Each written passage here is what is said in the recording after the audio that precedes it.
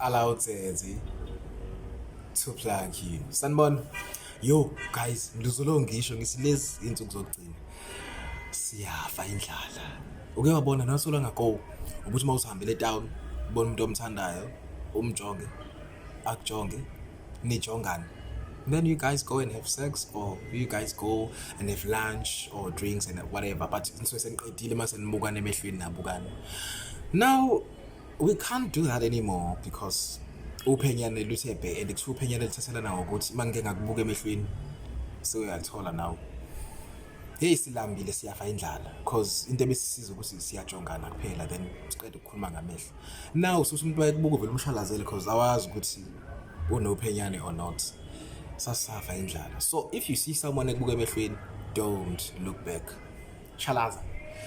Loze liphela uphenyane sisazofa nje indlala engathi kwethu. Thank me later.